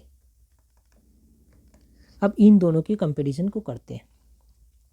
यहाँ पे हम क्या देखेंगे कि इस ऑक्सीजन के पास कितने इलेक्ट्रॉन्स थे? यहाँ पर हमने देखा था 1 2 3 4 5 6 इलेक्ट्रॉन्स इनके खुद के, क्योंकि नेगेटिव चार्ज तो 7 इलेक्ट्रॉन हो गए, और हाइड्रोजन के 1 इलेक्ट्रॉन यहाँ, और ऐसे करके इन्होंने बॉन्ड बनाया था। टोटल यहाँ पर 8 इलेक्ट्रॉन्स है, लेकिन इनके पास ऑक्सीजन के पास कितने इलेक्ट्रॉन्स है? खुद के 7 इलेक्ट्रॉन्स, और एक यहाँ से मिलकर 8 इलेक्ट्रॉन्स। यहाँ अगर देखें तो इस ऑक्सीजन के पास कितने इलेक्ट्रॉन्स है? खुद के 1 2 3 4 5 एंड 6, और इन्होंने हाइड्रोजन से 1 इलेक्ट्रॉन यहाँ और हाइड्रोजन से 1 इलेक्ट्रॉन यहाँ लिया, तो ये बॉन्ड यहाँ बन रहा है, ये बॉन्ड यहाँ बन रहा है। टोटल अभी भी इस ऑक्सीजन के पास 8 इलेक्ट्रॉन्स है। यहाँ पर कितने फ्री लोन पेयर है? 2 लोन पेयर है। और यहाँ भी टोटल ऑक्सीजन के पास 8 इलेक्ट्रॉन्स है, लेकिन इनके पास अभी 3 लोन पेयर्स है, ठीक है ना। यहाँ पर लिख सकता हूँ 3 लोन पेयर इलेक्ट्रॉन्स, और इनके पास लिख सकता हूँ कि 2 लोन पेयर इलेक्ट्रॉन्स। तो इलेक्ट्रॉन डेंसिटी किनका ज़्यादा हुआ? इनका इलेक्ट्रॉन डेंसिटी ज़्यादा है कंपेयर टू ये। तो अगर मैं वीक और स्ट्रॉन्ग इलेक्ट्रोफाइल की बात करूँ तो यहाँ लिखता हूँ न्यूक्लियोफिलिसिटी, हाँ, न्यूक्लियोफाइलिसिटी कि अगर मैं कंपैरिजन करूँ तो किनका ज़्यादा है? नंबर 1 ये OH माइनस में OS है, O माइनस H इनका ज़्यादा है कंपेयर टू H2O। ये एक बात हुई। और अगर मैं अमोनिया को देखूं तो NH2 माइनस, इनका भी 1 इलेक्ट्रॉन खो गया है, तो इनका फिर ये इनका न्यूक्लियोफिलिसिटी ज़्यादा है कंपेयर टू ये अमोनिया, जिनमें 3 इलेक्ट्रॉन्स है। कैसे देख सकते हैं इसे? थोड़ा डिटेल में देख ही लेते हैं। 2 इलेक्ट्रॉन्स इनके खुद के और 3 इलेक्ट्रॉन्स ऐसे, तब तो ये न्यूट्रल है।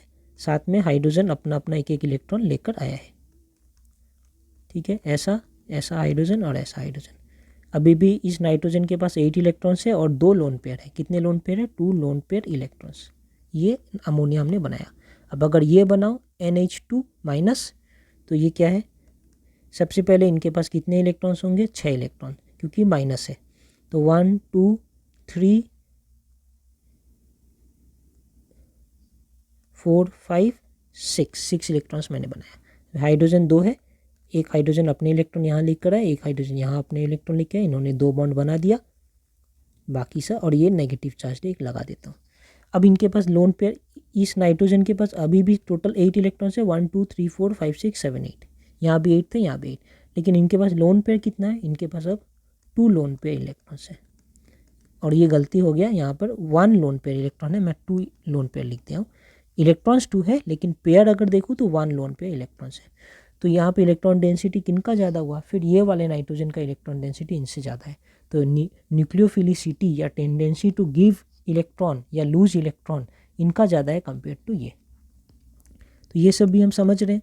सिमिलरली HS माइनस का ज़्यादा है कंपेयर टू H2S, ये भी समझ सकते हैं। और कब ज़्यादा हो सकता है? जैसे अब एक और कंपैरिजन करते हैं, ये नंबर 4 यहाँ पर लिखते हैं फ्लोरीन माइनस। क्या है fluorine minus? Fluorine, normal fluorine क्या होता है? 7 इलेक्ट्रॉन्स होते हैं, 1 2 3 4 5 6 7, ये नॉर्मल फ्लोरीन है।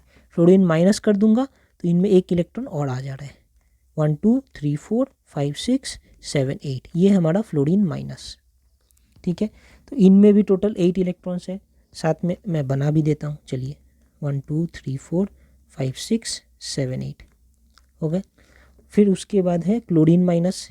क्लोरीन में भी आउटरमोस्ट सेल में कितने होते हैं? 7 इलेक्ट्रॉन्स होते हैं, क्योंकि ये सारे एक ही ग्रुप के एलिमेंट्स है। ग्रुप नंबर 17 में पहले फ्लोरीन है फिर क्लोरीन। ऐसे मैं अगर ग्रुप 17 लिखूँ तो ग्रुप 17 में पहले फ्लोरीन है, फिर क्लोरीन, फिर ब्रोमीन और फिर आयोडीन। सारे के ही आउटरमोस्ट सेल में 7 इलेक्ट्रॉन्स है। तो फिर ये क्लोरीन में भी 7 इलेक्ट्रॉन्स, ब्रोमीन में भी 7 इलेक्ट्रॉन्स, आयोडीन में भी 7 इलेक्ट्रॉन्स, माइनस लगा दूँ तो इनमें भी 8 इलेक्ट्रॉन, इनमें भी 8 इलेक्ट्रॉन, इनमें भी 8 इलेक्ट्रॉन। अब सारे में ही 8 इलेक्ट्रॉन्स है। अब इनमें से अगर मैं बोलूँ कि न्यूक्लियोफिलिसिटी या टेंडेंसी टू लूज इलेक्ट्रॉन किनका ज़्यादा है किनका कम है, वो कैसे डिटरमाइन होगा जी? वही टेंडेंसी टू लूज इलेक्ट्रॉन उनका ही ज़्यादा होगा जिनका हाई इलेक्ट्रॉन डेंसिटी होगा। ठीक है, अब इनमें से हाई इलेक्ट्रॉन डेंसिटी किनका है? सबके पास हम देख रहे हैं कितने इलेक्ट्रॉन्स है, 1 2 3 4 5 6 7 8, मतलब कि 4 लोन पेयर्स है। इनके पास भी 4 लोन पेयर है, इनके पास भी 4 लोन पेयर है, लोन पेयर इलेक्ट्रॉन्स, और इनके पास भी 4 लोन पेयर इलेक्ट्रॉन्स है। तो अब तो लोन पेयर के कंपैरिजन में भी इसे कम ज़्यादा नहीं कर सकते, तो फिर कैसे करेंगे? अब आता है केस इलेक्ट्रॉन डेंसिटी का। ठीक है ना, इलेक्ट्रॉन डेंसिटी मतलब क्या होता है? इलेक्ट्रॉन डेंसिटी या चार्ज डेंसिटी मतलब है चार्ज पर यूनिट वॉल्यूम। ठीक है, ये है हमारा क्या? Electron density. Electron density is equals to charge per unit volume. किनका ज़्यादा है किनका कम है, ये अब देखने वाली बात है, उसी से हम समझेंगे कि ये। अब देखिए चार्ज तो सारे में सेम है, सारे में ही 8 इलेक्ट्रॉन्स है, और चार्ज अगर देखूँ तो -1 चार्ज है, हर में 1 इलेक्ट्रॉन ज़्यादा है, तो -1 चार्ज है सारे में। अब वॉल्यूम की बात करूँ तो हमें पता है ये फ्लोरीन का एटम का साइज छोटा है, क्लोरीन का और बड़ा, ब्रोमीन का और बड़ा, और आयोडीन का और बड़ा, क्योंकि as we go down the group हमारा एटॉमिक साइज इंक्रीज होता है ना। एटॉमिक साइज इंक्रीजेस, ठीक है, as we go down the group. तो साइज इंक्रीज हो रहा है मतलब कि वॉल्यूम भी बड़ा हो रहा है, वॉल्यूम बड़ा हो रहा है, डिनोमिनेटर बड़ा हो रहा है, मतलब ओवरऑल पूरा टर्म छोटा हो रहा है। तो चार्ज डेंसिटी इनका ज़्यादा है, इनका और छोटा है, इनका और छोटा है, इनका और छोटा है चार्ज डेंसिटी। ओके, या इलेक्ट्रॉन डेंसिटी, क्योंकि वॉल्यूम बड़ा हो रहा है तो चार्ज बाई यूनिट वॉल्यूम छोटा हो रहा है। ओके, तो ऐसी हमारी बात है। उस केस में इनका न्यूक्लियोफिलिसिटी ज़्यादा है, इनका और इनका कम है, इनका, और ऐसे करके ये चलता है। ये भी हमने सीखा। ओके, और अगर देखूं एक और डिफरेंस तो है हमारे पास कार्बन CH3 माइनस, ये भी एक न्यूक्लियोफाइल है, फिर NH2 ये भी एक न्यूक्लियोफाइल है, फिर OH ये भी एक न्यूक्लियोफाइल है, और फ्लोरीन ये भी एक न्यूक्लियोफाइल है। सारे एक न्यूक्लियोफाइल है, हमें पता है। अब देखिए कौन सा किनका टेंडेंसी टू लूज इलेक्ट्रॉन ज़्यादा है किनका कम है। तो यहाँ पर कौन सा कंसेप्ट काम करेगा? जैसे यहाँ पर कंसेप्ट काम किया है हमारा इनका इलेक्ट्रॉन चार्ज डेंसिटी का, यहाँ पर कंसेप्ट काम कर रहा है इलेक्ट्रोनेगेटिविटी का।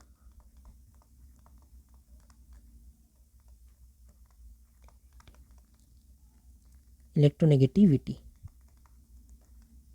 इनका कंसेप्ट काम करेगा। कैसे?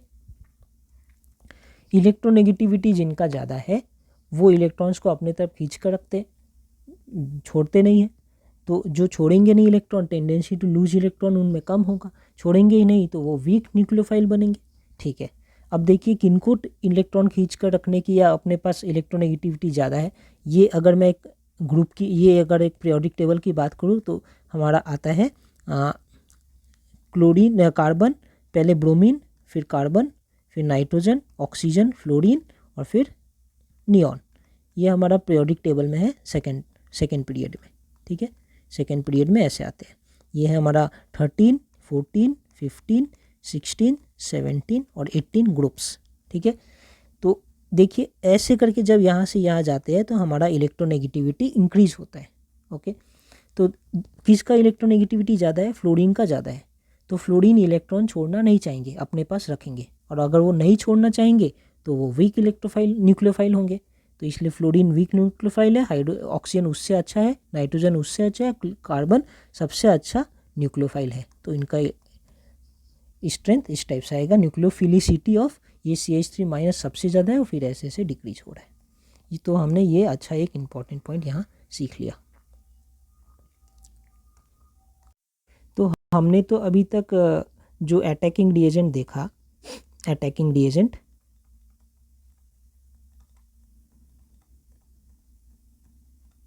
हमने देखा कि अटैकिंग रिएजेंट अगर इलेक्ट्रॉन ये डेफिशिएंट हो तो उसे हम इलेक्ट्रोफाइल कहते हैं। अब ये इलेक्ट्रॉन डेफिशिएंसी बहुत तरीके से आ सकता है, लेकिन मेन बात है कि वो इलेक्ट्रॉन डेफिशिएंट होने चाहिए, ठीक है, इफ इलेक्ट्रॉन डेफिशिएंट। फिर न्यूक्लियोफाइल हमने देखा, न्यूक्लियोफाइल वो है जिनमें इलेक्ट्रॉन रिच है, जहाँ इलेक्ट्रॉन ज़्यादा है, सॉरी रिच है। तो इस तरीके से ये दो मिलते हैं। अटैकिंग रिएजेंट में क्या हो रहा है, इन दोनों में ही क्या हो रहा है, हेट्रोलिटिक क्लीवेज हो रहा है, क्लीवेज। लेकिन ज़रूरी तो नहीं हर अटैकिंग रिएजेंट का हेट्रोलिटिक क्लीवेज ही हो। जैसे कि यहाँ पर CH3Cl था, तो यहाँ पर हेट्रोलिटिक क्लीवेज हुआ था, यहाँ पर चले गए तो हमें क्या मिला था, CH3 प्लस, एक इलेक्ट्रोफाइल मिला और एक C माइनस मिला, ये मिला ना। लेकिन ऐसा ज़रूरी तो नहीं हर बार अटैकिंग रिएजेंट का हेट्रोलिटिक क्लीवेज हो। अगर कहीं होमोलिटिक क्लीवेज हो जाए तो तब हमें मिलेगा फ्री रेडिकल। तो मैं ये कहना चाह रहा हूँ कि अटैकिंग रिएजेंट 3 टाइप्स के होते हैं, एक इलेक्ट्रोफाइल है, एक न्यूट्रोफाइल है, तो और एक फ्री रेडिकल है। अब ये फ्री रेडिकल में क्या हो रहा है, ये फ्री रेडिकल में कोई भी चार्ज नहीं है, ये हमारा न्यूट्रल स्पीसीज है और हर समय ही ये न्यूट्रल स्पीसीज ही रहता है। इनमें तब भी पॉजिटिव या नेगेटिव चार्जेस होने के चांस है, लेकिन ये हमेशा न्यूट्रल स्पीसीज रहता है। इनकी ये खासियत है। और ये कैसे बनते हैं, नंबर 1 बनते हैं होमोलिटिक क्लीवेज से। और कब होमोलिटिक क्लीवेज होता है, in general under UV light या सनलाइट होता है, सनलाइट।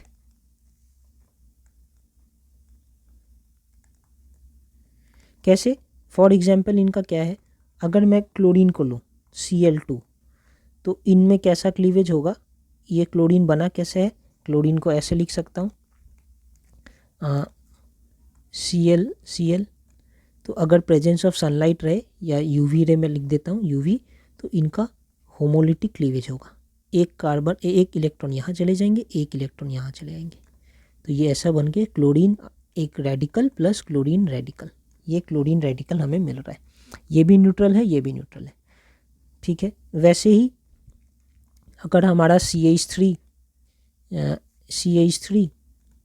और एक और CH3 है, अब इनके बीच में बॉन्ड है, इनको अगर ब्रेक होना है तो एक इधर जाएंगे और एक इधर जाएंगे, क्योंकि दोनों में ही सेम है, कुछ भी अलग नहीं है। तो हमें एक CH3 रेडिकल मिलेगा और एक CH3 रेडिकल मिलेगा। तो ये हमारा जो रेडिकल है, इस रेडिकल को ही तो हम कहते हैं ना carbon free radical, carbon free radical, हमने पढ़ा भी था इनके बारे में। तो ये फ्री रेडिकल भी यहाँ पर बन सकते हैं। फिर ये रेडिकल खुद में कंबाइन होंगे और फिर हमें CH3Cl मिलेगा। ऐसे ही और एग्जांपल्स हैं, जैसे कि ये फ्री रेडिकल के क्लोरीन के रेडिकल बन सकते हैं, ब्रोमीन के रेडिकल बन सकते हैं, OR यहाँ पर ये ऑक्सीजन है, ये इसके ऊपर एक फ्री रेडिकल है, सिर्फ एल्काइल ग्रुप के ऊपर फ्री रेडिकल, ये इनका एग्जांपल है। ये सब हम बना सकते हैं ऐसे, ओके।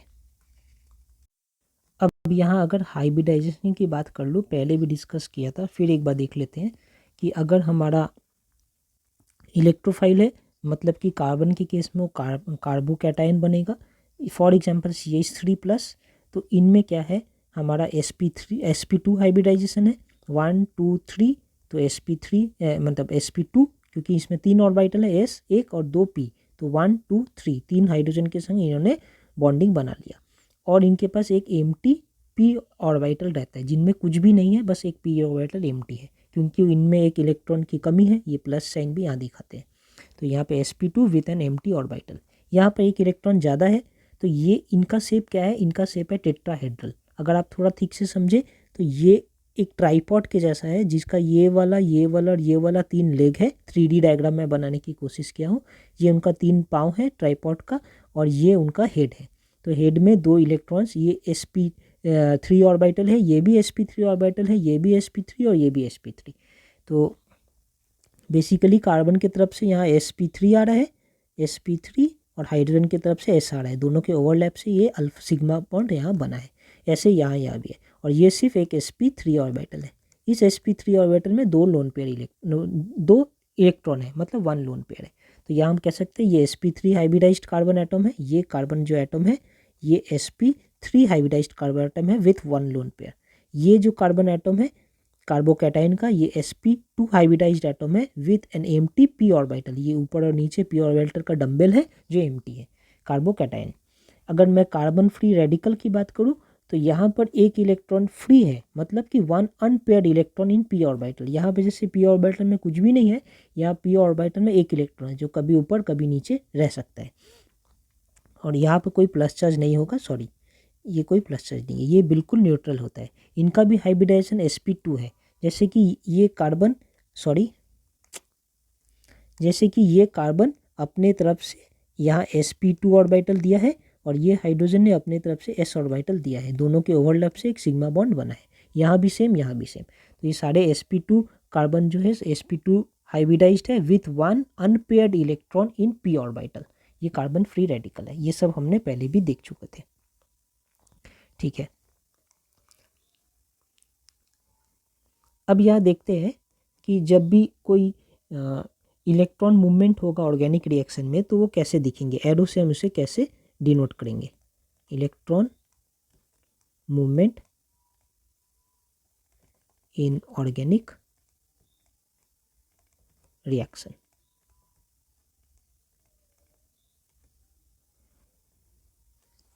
फॉर एग्जाम्पल ऐसे समझते हैं क्या क्या हो सकता है। नंबर 1 केस है, हमारे डबल बॉन्ड है, फिर एक एलिमेंट है यहाँ पर, और फिर ये एक सिंगल बॉन्ड है।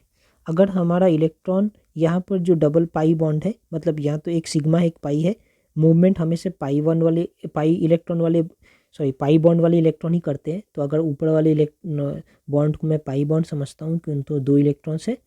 अब ये दो इलेक्ट्रॉन्स अगर एक साथ उठकर यहाँ आ जा रहे हैं इस वाले के पास, तो उसे कैसे दिखाएंगे, उसे दिखाएंगे ऐसे, जस्ट ये दोनों एरो यहाँ से उठाकर ऐसे सीधा। तो ये पाई बॉन्ड थे ये ऐसे। तो इनको हमें क्या मिलेगा, फिर ये हमें मिलेगा इस साइड सिंगल बॉन्ड, इस साइड डबल बॉन्ड हो जाएंगे। ये है, इसमें क्या हो रहा है, from pi bond two adjacent bond position. ये इस पाई बॉन्ड से ये एडजेसेंट बॉन्ड पोजीशन में ये मोमेंट है, ठीक है। लिख देता हूँ, from pi bond two adjacent bond position, ये इनका मोमेंट है। ऐसे दिखा है डबल एरो से, मतलब डबल हेड एरो से। दूसरा क्या हो सकता है, यहाँ पर डबल बॉन्ड है, यहाँ पर वाई, यहाँ पर सिंगल बॉन्ड। इस टाइम हमें मूवमेंट करना है, ये दो पाई इलेक्ट्रॉन्स जो है, फिर नीचे सिग्मा है ऊपर पाई है, कुछ भी कर सकते हैं आप। लेकिन ये जो पाई, ये याद रखना है कि मूवमेंट जो होगा वो हमेशा पाई वाले इलेक्ट्रॉन्स के होंगे, पाई बॉन्ड वाले। तो डबल बॉन्ड के केस में तो ये डबल बॉन्ड इलेक्ट्रॉन्स अगर उठकर सीधा वाई के ऊपर आ रहे तो एरो ऐसे दिखाएंगे। और आउटपुट प्रोडक्ट कैसा होगा, एक साइड सिंगल बॉन्ड हो गया, फिर इधर पे वाई पे दो lone pair of electrons, one lone pair of electrons आ गए, और यहाँ पर एक बॉन्ड ऐसा। तो ये मूवमेंट कैसा हो रहा है, from pi bond two adjacent atom, ये मूवमेंट ऐसा। थर्ड अगर देखें तो ये ऐसा भी पॉसिबल है कि हमारे ये वाले केस में से अब ये दोनों इलेक्ट्रॉन्स उठकर यहाँ से यहाँ आ जाए। तो उस केस में क्या लिख सकते हैं, इधर सिंगल, इधर वाई, इधर डबल बॉन्ड हो जाएंगे। तो क्या लिखेंगे, from atom two adjacent bond position. ये सारे मूवमेंट्स ऐसे दिखा रहे हैं, ओके। ये सारे तो दोनों इलेक्ट्रॉन्स के मूवमेंट हो गए। कभी सिंगल इलेक्ट्रॉन्स भी मूव कर सकता है, जैसे फॉर एग्जांपल अगर देखूं ऐसे CH3 एक बॉन्ड है विथ Cl, और यहाँ पर मैं लेता हूँ कि यहाँ पर होमोलिटिक क्लीवेज हो रहा है, होमोलिटिक क्लीवेज अगर हुआ तो एक इलेक्ट्रॉन, बॉन्ड में तो दो इलेक्ट्रॉन होते हैं, एक इलेक्ट्रॉन ये लेकर चला जाता है, ये इलेक्ट्रॉन एक ये लेकर चला जाते हैं। तो हमें क्या मिलेगा, फ्री रेडिकल मिलेंगे, एक कार्बन के फ्री रेडिकल और एक क्लोरीन के फ्री रेडिकल। ये फ्री रेडिकल हाईली रिएक्टिव होते हैं, हमें पता ही है। ओके, दूसरे केस में एक और देखते हैं कि अगर हमारे पास ये लेते हूँ कि एक CH3 बॉन्ड है ब्रोमीन के साथ और साथ में हमें एक OH दिया गया है, ये नेगेटिव वाला, तो इनमें कैसे रिएक्शन होगा, इलेक्ट्रॉन मूवमेंट होगी, वो हमें देखना है। ठीक है, ब्रोमीन के बारे में अगर मैं देखूं तो ब्रोमीन के पास एक एल्डिहाइड है, सॉरी ब्रोमीन एक हेलोजन है, तो इनके पास 7 इलेक्ट्रॉन्स होते हैं, 1 2 3 4 5 6 एक 7। और ये कार्बन के पास 4 इलेक्ट्रॉन्स होते हैं, 3 इलेक्ट्रॉन्स तो ये ऑलरेडी हाइड्रोजन के संग बना रहे हैं और एक इलेक्ट्रॉन यहाँ पर रखा है ब्रोमीन के साथ करने को। ओके, अब अगर ये ब्रोमीन दोनों इलेक्ट्रॉन ही लेकर चला जाता है तो हम कैसे एरो दिखाएंगे, यहाँ पर दोनों इलेक्ट्रॉन ब्रोमीन के पास चले गए, ऐसे ब्रोमीन के पास, तो हमें यहाँ क्या प्रोडक्ट मिलेगा, ब्रोमीन मिल रहा है खुद के, तो इनके 1 2 3 4 5 6 7 इलेक्ट्रॉन्स थे, एक इलेक्ट्रॉन और ले लिया है तो ये नेगेटिव चार्ज पहले, और इनके पास 1 2 3 4 5 6 7 8, इनका ऑक्टेट भी कंप्लीट हो गया है और ये ब्रोमीन निकल कर बाहर। अब हमारे पास क्या बचा, ये कार्बन बचा है। कार्बन कैसा दिख रहा है, ये CH3 तो है इनके पास, इनका एक इलेक्ट्रॉन खुद ब्रोमीन लेकर चला गया तो ये पॉजिटिव चार्ज हो गया। अब इस पॉजिटिव चार्ज कार्बन के साथ ये OH आकर यहाँ पर जुड़ेगा, इस O के पास नेगेटिव है। कैसे नेगेटिव है और डिटेल में देख चुके हम लोग, फिर देख लेते हैं। इनके पास 1 2 3 4 5 6 7 इलेक्ट्रॉन्स है, इसलिए नेगेटिव चार्ज है। होने चाहिए थे 6 इलेक्ट्रॉन्स, लेकिन इनके पास 7 इलेक्ट्रॉन्स है, नेगेटिव चार्ज है। एक हाइड्रोजन के संग तो यहाँ बॉन्ड बना ही रहा है। ठीक है, अब ये कार्बन के संग जब बॉन्ड बनाएंगे, कार्बन के पास कोई बॉन्ड बनाने के लिए कोई इलेक्ट्रॉन नहीं है, अभी फिलहाल इस कार्बन के पास 3 इलेक्ट्रॉन है और वो तीनों ही इस हाइड्रोजन के संग मिला है। तो अब ये बॉन्ड बनाने के लिए जो इलेक्ट्रॉन चाहिए, ये 2 इलेक्ट्रॉन्स, ये जो 2, ये माइनस चार्ज भी दिखा देता हूँ, माइनस साइन, ये जो 2 इलेक्ट्रॉन्स हैं, ये दोनों इलेक्ट्रॉन्स ही यूज हो जाएंगे यहाँ पर बॉन्ड बनाने के लिए। ठीक है, मतलब ये ऑक्सीजन ही अपना दोनों इलेक्ट्रॉन दे देगा बॉन्ड बनाने के लिए। मैं इनको ऐसे लिख सकता हूँ, ये पूरे को ही मैं यहाँ पर ले गया, सॉरी,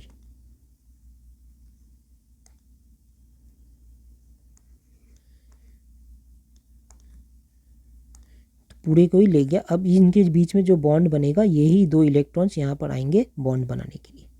तो हमें बॉन्ड बनने के बाद कैसा दिखेगा, कार्बन हाइड्रोजन बॉन्ड है, एक इलेक्ट्रॉन और एक इलेक्ट्रॉन, ये दोनों इलेक्ट्रॉन ये वाले इलेक्ट्रॉन्स थे।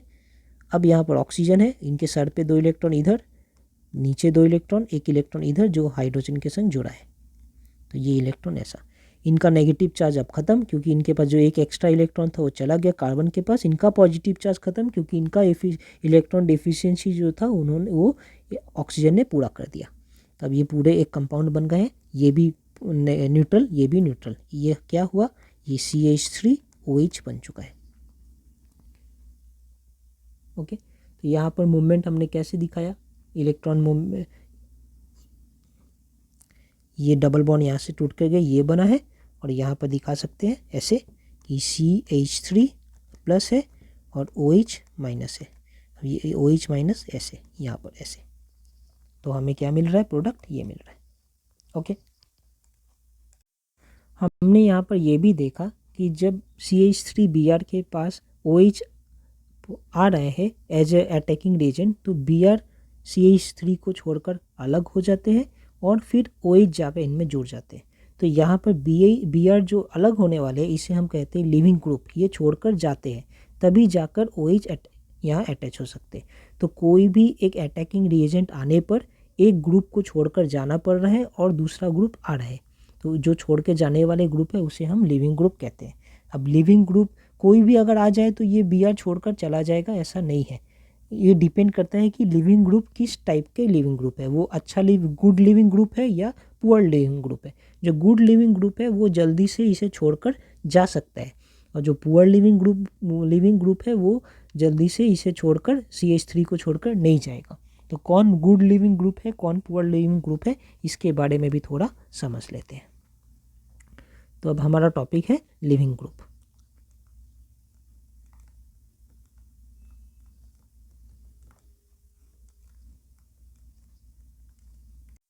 तो यहाँ हम लिविंग ग्रुप को कुछ ऐसे समझ सकते हैं कि लिविंग ग्रुप किसे कहते हैं, ये हमारा सबस्ट्रेट है। इस सबस्ट्रेट को छोड़कर जो चला जा रहा है, सबस्ट्रेट किसे कहते हैं, जहाँ पर बॉन्ड जो नया बॉन्ड बनेगा वहाँ उस नए बॉन्ड पे जो कार्बन दे रहा है उसे सबस्ट्रेट कहते हैं। ये हमारा पुराना बॉन्ड है, किनके बीच में, सी और बी आर के बीच में।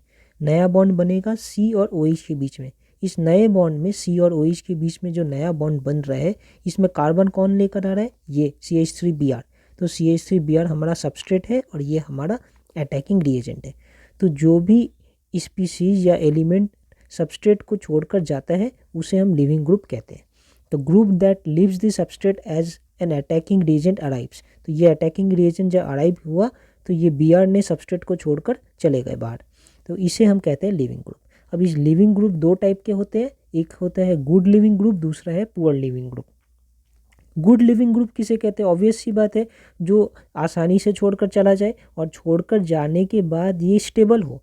ऐसा तो नहीं हो सकता कि ये छोड़कर जाने के बाद अनस्टेबल हो जाएगा तो इसे छोड़कर ही नहीं जाएगा। सब कोई इस वर्ल्ड में स्टेबिलिटी ढूंढते हैं, तो ये छोड़कर जाने के बाद ज़्यादा स्टेबल हो रहा है इसलिए ही ये छोड़कर जाएगा, और तभी इसे हम गुड लिविंग ग्रुप कहते हैं। तो good leaving group is that are stable once they leave the substrate and so more likely to depart from the substrate। समझ आ रहा है। and they do not give electron easily। ये आसानी से electron देते नहीं है। कैसे, जैसे ये Br के पास इतने 6 इलेक्ट्रॉन्स इधर और 1 इलेक्ट्रॉन इधर, 7 इलेक्ट्रॉन थे, और कार्बन का भी 1 इलेक्ट्रॉन के साथ इनका बॉन्ड था। ये इलेक्ट्रॉन को छोड़ते नहीं है जल्दी, या अपने इलेक्ट्रॉन को भी कार्बन को दे दे ऐसा नहीं है, वो इलेक्ट्रॉन ले लेते हैं, तो लेकर अलग हो जाते हैं। और जो भी इलेक्ट्रॉन जल्दी से नहीं छोड़ता है, do not give electron easily, उसे हम वीक लुईस बेस कहते हैं।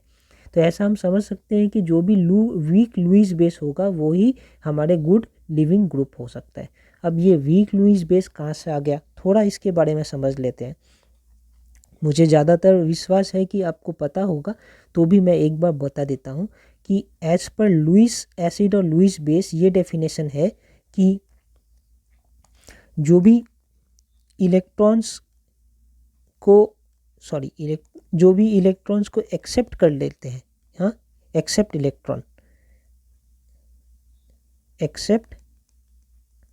इलेक्ट्रॉन, उसे हम कहते हैं लुईस एसिड। और जो डोनेट इलेक्ट्रॉन, उसे हम कहते हैं लुईस बेस। तो सीधी सी बात है, जो इलेक्ट्रॉन डोनेट करता है उसे लुईस बेस कहते हैं। जो इलेक्ट्रॉन आसानी से डोनेट करता है उसे हम स्ट्रॉन्ग लुईस बेस कहते हैं। जो इलेक्ट्रॉन आसानी से डोनेट नहीं करता उसे हम वीक लुईस बेस कहते हैं।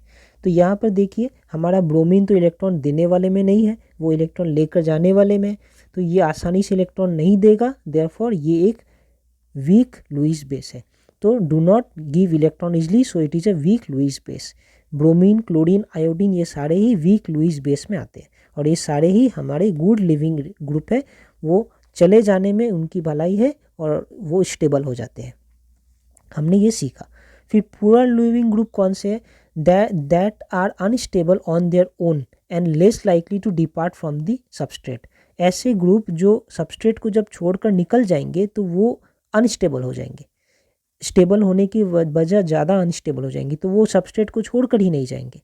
तो ऐसे को हम कहते हैं पुअर लिविंग ग्रुप, और वो गिव इलेक्ट्रॉन ईजली। अब जो जैसे यहाँ पर आर जो हमने लिखा है ना, ये अल्काइल ग्रुप है, ये एक पुअर लिविंग ग्रुप में है, तो ये इलेक्ट्रॉन ईजली दे देते हैं। इलेक्ट्रॉन दे देने का क्या मतलब है कि जब ये बॉन्ड बन रहा है तो बॉन्ड में एक तरफ से इस कार्बन ने अपना इलेक्ट्रॉन दिया है और दूसरे तरफ से इस आर ने अपना इलेक्ट्रॉन दिया है। तो जब ये आर इलेक्ट्रॉन दे रहा है यहाँ पर, तो बॉन्ड तो बना ही रहेगा, बॉन्ड तो नहीं टूटना चाहिए। जब यहाँ पर इस Br ने अपना इलेक्ट्रॉन नहीं देना अच्छा नहीं समझा और दूसरे का भी इलेक्ट्रॉन लेना अच्छा समझा, तब तो ये बॉन्ड टूट रहा है। लेकिन यहाँ पर इस आर ने भी इलेक्ट्रॉन दे रहे हैं, गिव्स इलेक्ट्रॉन ईजली, और इस सी भी ने अपना इलेक्ट्रॉन दिया है, तो बॉन्ड तो बना ही रहेगा ना। तो इसलिए हम कह सकते हैं कि ईजली गिव इलेक्ट्रॉन, ये इलेक्ट्रॉन देते हैं इसलिए बॉन्ड बना रहता है, इसलिए ये पुअर लिविंग ग्रुप है, ये छोड़कर नहीं जाने वाले। और अगर किसी कारण ये बॉन्ड टूट भी गया तो ये अनस्टेबल हो जाएंगे, इसलिए ये बॉन्ड नहीं टूटना चाहता है। नेचुरल प्रोसेस यही है कि ये बॉन्ड नहीं टूटे। ओके। और जो ईजिली इलेक्ट्रॉन देते हैं उसे हम क्या कहते हैं, स्ट्रॉन्ग लुईस बेस, क्योंकि लुईस बेस का डेफिनेशन है डोनेट्स इलेक्ट्रॉन, जो ईजिली डोनेट करते हैं वो स्ट्रॉन्ग लुईस बेस। तो ये आर हमारा एक स्ट्रॉन्ग लुईस बेस है। वैसे हमारा OH भी एक स्ट्रॉन्ग लुईस बेस है और पुअर लिविंग ग्रुप है। कैसे? जैसे हमने CH3Br के साथ OH माइनस को लाया तो Br निकल गए और OH CH3 के साथ जुड़ गए। अगर मैं उल्टा करता कि CH3OH के साथ मैं Br माइनस को लाता तो क्या ये OH निकल जाता और Br इनके साथ जुड़ सकता था? आंसर है नो, ऐसा नहीं हो सकता। क्यों? क्योंकि इन कंपैरिजन टू Br हमारा OH पुअर लिविंग ग्रुप है, OH छोड़कर जाने वाले में नहीं है। OH क्या क्या प्रॉपर्टी इनमें है कि ये अनस्टेबल हो जाएगा अगर ये OH माइनस बन जाए तो, नंबर 1, और इनको यहाँ से छोड़कर जाना नहीं है। और ये इजली इलेक्ट्रॉन दे रहा है, इस बॉन्ड बनाने में इजली इलेक्ट्रॉन दे रहा है, इसलिए ये बॉन्ड भी बना रहेगा। और क्योंकि ये इजली इलेक्ट्रॉन दे रहा है, ये एक स्ट्रॉन्ग लुईस बेस है, OH माइनस एक स्ट्रॉन्ग लुईस बेस है जो यहाँ से बना है इन कंपेरिजन टू Br जो एक वीक लुईस बेस है, जो एक गुड लिविंग ग्रुप है, इसलिए ये छोड़कर निकल सकता है। इस केस में रिएक्शन नहीं होगा, लेकिन इस केस में रिएक्शन होगा। तो ये हमारे पुअर लिविंग ग्रुप और गुड लिविंग ग्रुप और उनके weak Lewis acid, strong Lewis acid, इनके एग्जाम्पल, इन सारों के साथ हमने कुछ कंसेप्ट को सीखा है।